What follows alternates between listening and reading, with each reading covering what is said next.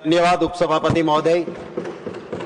माननीय वित्त मंत्री जी जो इंश्योरेंस अमेंडमेंट बिल लेके आई है, माननीय उपसभापति महोदय, मैं ये कहना चाहूंगा कि लेजिस्लेशन का बिजनेस बहुत सीरियस बिजनेस है।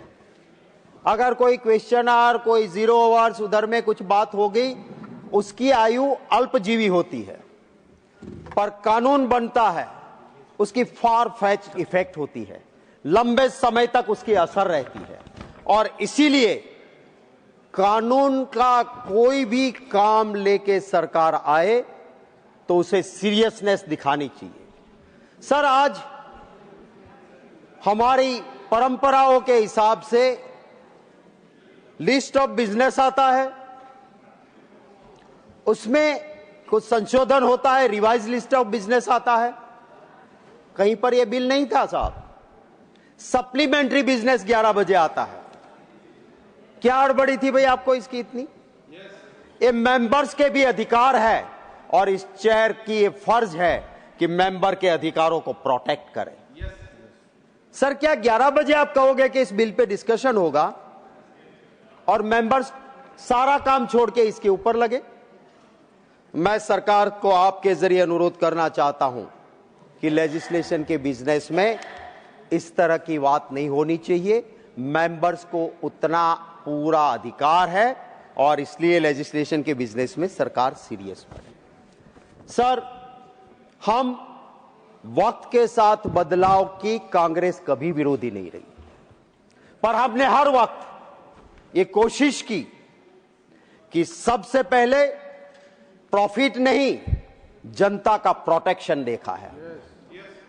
और प्रॉफिट ओरिएंटेड काम नहीं, सर्विस ओरिएंटेड काम कैसे हो, वो हर वक्त कांग्रेस पार्टी ने देखा है। और एलआईसी इसका सबसे बड़ा नमूना है सर, कि एलआईसी बनने के बाद वो प्रोटेक्शन और सर्विस ओरिएंटेड मुनाफा कमाने वाला कॉरपोरेशन नहीं, पर लोगों की चिंता करने वाला कॉरपोरेशन बना। सर, हमने भी कोशिश की थी, हमारी सरकार थी, पर एक मनमोहन सिंह जी जैसे प्रधानमंत्री थे, यूपीए का नेतृत्व सोनिया गांधी जी के पास था और उस यूपीए में चिंता थी कि लोगों के लिए और क्या बदलाव करें, पर साथ ही साथ हमने ये कोशिश की थी कि उसके ऊपर कंट्रोल रहे। अगर एफडीआई आती है तो एलआईसी को मार ना दे, अगर एफडीआई आती है तो सिर्फ मुनाफा कमाने वाली संस्था ना बन जाए। और 100% एफडीआई के हम विरोधी रहे। हमने कहा कि 26% से 49%, पूरा 50 भी नहीं, 49 करना है। सर, आज हम यहां बैठ के लोकतांत्रिक परंपरा की बात करते हैं, ऐसा नहीं है। हमारा इतिहास देखिए सर, उस वक्त यूपीए के पास बहुमत था। हम चाहते 49% एफडीआई का बिल आप चिल्लाते रहो और बहुमत से पास कर दो, वो एटीट्यूड यूपीए गवर्नमेंट ने नहीं रखा। हमने ऑपोजिशन के साथ संवाद किया, संघर्ष नहीं किया। और ये संवाद करते हुए जब ऑपोजिशन में उस वक्त पे सुषमा स्वराज जी थी लीडर ऑफ ऑपोजिशन लोकसभा में, और इस हाउस में राज्यसभा में Arun Jaitley ji leader of opposition थे। दोनों ने सरकार को कहा कि आप इसको पहले स्टैंडिंग कमेटी के पास भेजो। और उस स्टैंडिंग कमेटी के चेयरमैन भारतीय जनता पार्टी से आए हुए नेता यशवंत सिन्हा जी थे। उनके पास बिल भेजा, हमने बहुमत के जोर पे उसको पास नहीं किया। मैं आज आपके जरिए वित्त मंत्री जी को पूछना चाहता हूं कि कहां गया आपका वो स्टैंड? उस वक्त सुषमा स्वराज जी और अरुण जेटली जी का स्टैंड था कि ये राष्ट्र विरोधी लोगों को ताकत देने वाला है। जब हम एफडीआई 49% करना चाहते थे, 100% नहीं, तब आपका स्टैंड ये था कि राष्ट्र विरोधियों को ताकत देगा। आज आपका स्टैंड बदल गया, 49 नहीं 100% आप कर रहे हो। आपका 2014 का बीजेपी का मैनिफेस्टो उठा के देख लो। आपके अपने मैनिफेस्टो में आपने क्या कहा था कि हम एफडीआई को इंश्योरेंस सेक्टर में लाने नहीं देंगे, ये आपका मैनिफेस्टो था। तो क्या आप चुनाव के वक्त सिर्फ जुमले देते हो और चुनाव के बाद कुछ और करते हो? ये इसका सबसे बड़ा नमूना है। मैं महोदय ये कहना चाहता हूं कि ये सत्ता पक्ष जिस विचारधारा से जुड़ी है, इनकी विचारधारा का जो स्रोत है वो संस्था आरएसएस के साथ जुड़ी स्वदेशी जागरण मंच, और उन्होंने अभियान चलाया। माननीय उपसभापति महोदय, ये भी हुआ कि इनके साथ कुछ और संगठन जुड़े हुए हैं, जो भारतीय मजदूर संघ है, BMS, national organisation of insurance workers, ये दोनों आरएसएस के साथ जुड़े हुए हैं और दोनों ने विरोध किया है। हालांकि आज तो देश में माहौल ये है कि लोग रोड पे, हम तो आते हैं तो हम जेल जाते हैं, लड़ते हैं फिर भी, पर ये तो शायद इतने डर गए हैं कि रोड पे आके आंदोलन भी नहीं कर सकते हैं सर, कि हमने ये कहा था और हम ये नहीं कर सकते हैं, वो भी ये नहीं कर पाते हैं। इस तरह का तंत्र आज के दिनों में बना हुआ है, वरना वो तो आरएसएस है। पता नहीं क्या मजबूरी है कि स्वदेशी जागरण मंच आज चुप है। मैं महोदय आपके जरिए एक और बात रखना चाहता हूं। ये मैंने आपको इतिहास बताया, और इतिहास को ख्याल में रखते हुए जब यशवंत सिन्हा जी के अध्यक्षता में बनी हुई आपके ही नेता की स्टैंडिंग कमेटी ने मना किया कि मत करो, आपके दो बड़े नेता सुषमा स्वराज जी और अरुण जेटली जी का स्टैंड था कि राष्ट्र विरोधी लोगों को ताकत देगा, तो इसको जल्दबाजी में मत कीजिए, इसको सिलेक्ट कमेटी में आप भेज दीजिए और इसका गहन अध्ययन होना बहुत जरूरी है। सर, मैं एक और बात करना चाहता हूं। लेजिस्लेशन का बिजनेस है सर, हम संविधान से ऊपर नहीं है। हम इसलिए संविधान की बात करके लड़ते हैं क्योंकि पूरी दुनिया में हमारे देश की इज्जत बनी है तो हमारे संविधान की वजह से बनी है। और हमारे वहां हमारे संविधान के अंदर क्या लेजिस्लेशन का लैंग्वेज क्या होनी चाहिए, आर्टिकल 348। सर, आर्टिकल 348 ने clear about the language of the bill. अभी उपसभापति महोदय यहां बैठे थे, उनको भी बिल का नाम लेते हुए दिक्कत हो रही थी क्योंकि ये ना इंग्लिश में है ना हिंदी में है। Mixing of language in legislation business is not permitted at all. ये कोई भाषा के साथ खिलवाड़ आप लेजिस्लेशन के बिजनेस में नहीं कर सकते। हाँ, आप योजना बनाओ, हम भी बनाते थे, हमारी सरकार थी, योजना के नाम आप दीजिए, आपको जो मन में आता है आप करिए। आप और भी काम कर रहे हो, रोज नाम बदलते हो, नाम बड़े काम खोटे होते रहते, हम उससे कोई लेना देना नहीं, पर लेजिस्लेशन के बिजनेस में कम से कम ये नहीं होना चाहिए। सर, मैं हमारे लिए parliamentary practice and procedure, Kaul and Shakdher, वो एक हमारे लिए गीता है। हमारी संसदीय परंपराएं, कॉल एंड शब्दर की पुस्तक में लिखी हुई बातें हमारे लिए अहम है। सर, पेज नंबर 587, क्या हो गया वित्त मंत्री जी, बैठती आप तो अच्छा लगता। और भी ये पेज नंबर 587 कॉल एंड शब्दर के बुक पे, sir, I will quote, Every bill has a little subtlety describing the nature of the proposed measures. Care is taken to see that the little is sufficiently wide and to cover all the provisions of the bill, and that is not the vague, for otherwise it may invite amendments outside the scope of the proposed measure. Sir, एक call and शब्दर में कहा है कि bill का नाम कैसा होना चाहिए, छोटा होना चाहिए, बिल की भावनाओं को ठीक से बयां कर दे, उस तरह का होना चाहिए। आप इंग्लिश और हिंदी, हमारे वहां सर, मैं ये भी कहूंगा कि हमने हिंदी भाषा को प्रमोट करने की भी जरूर बात की है। हमारे पास इसके लिए पूरा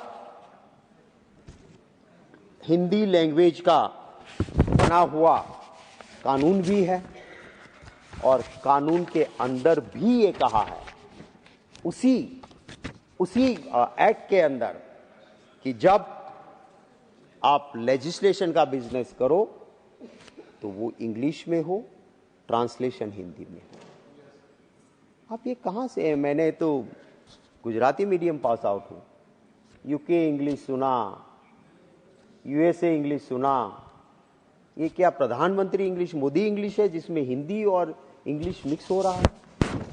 समझ में नहीं आ रहा है सर। इस तरह की आप योजनाओं का नाम दीजिए, I am not against it, पर बिल में तो, क्योंकि जब यही आपके बिल,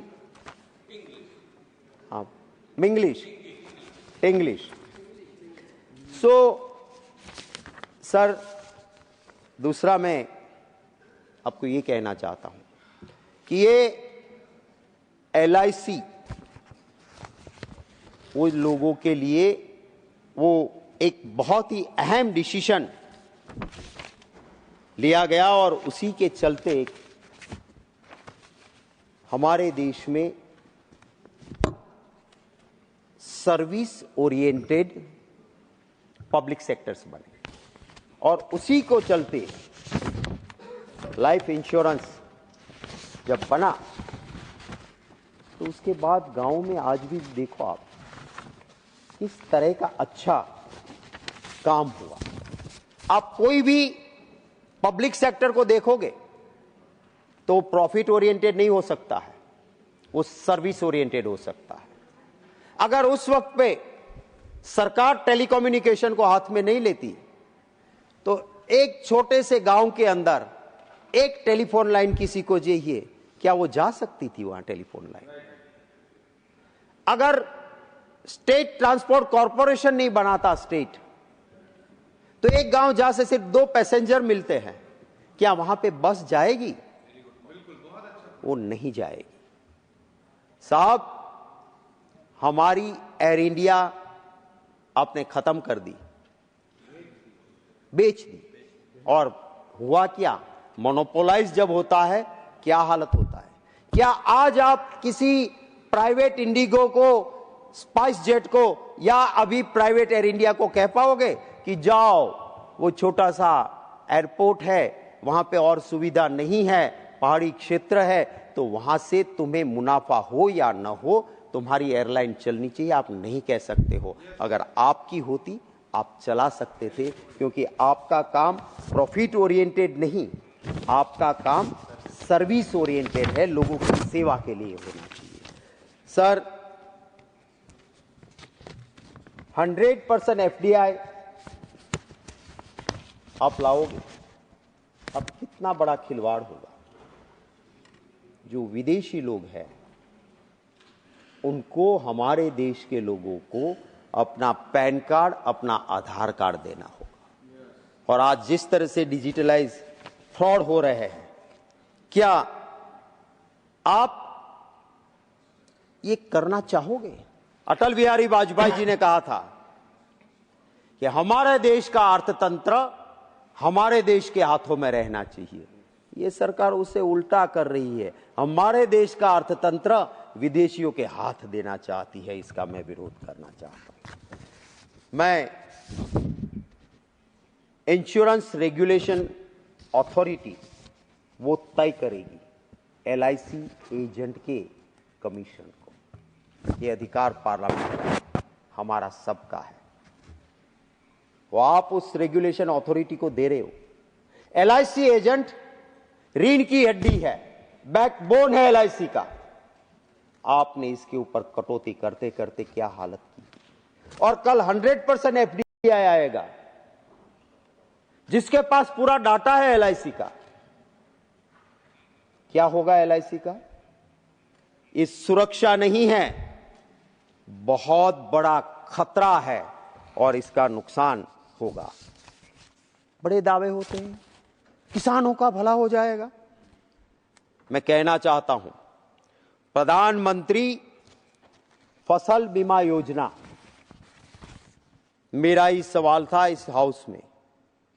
जो प्राइवेट लोगों ने किसानों से प्रीमियम लिया और सामने क्या दिया, तो सामने देने वाली अमाउंट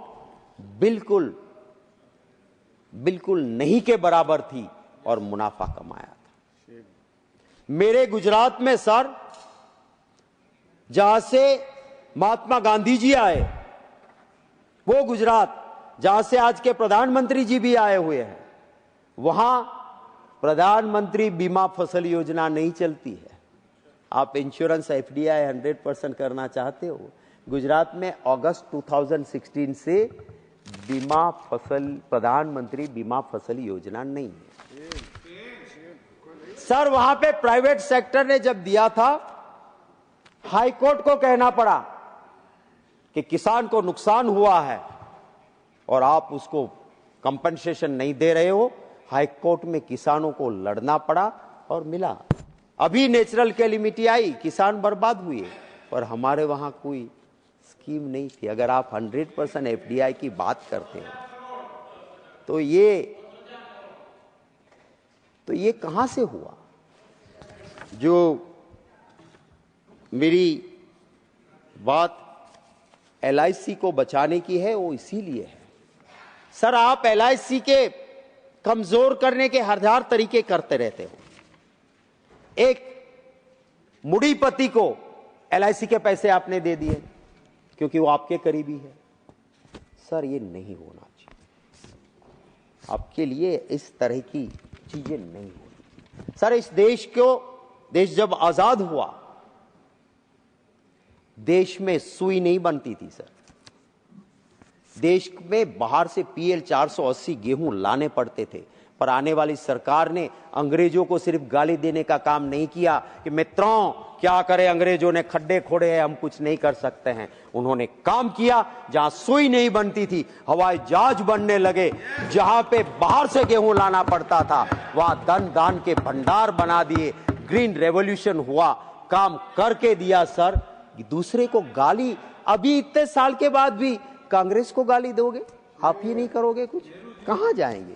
सर 1956 नेशनलाइज किया लाइफ इंश्योरेंस का, पंडित जवाहरलाल नेहरू जी थे, और उसके बाद हर गांव में एलआईसी पहुंची, लोगों को सुरक्षा मिली। 1972 इंदिरा जी ने जनरल इंश्योरेंस का नेशनलाइजेशन किया।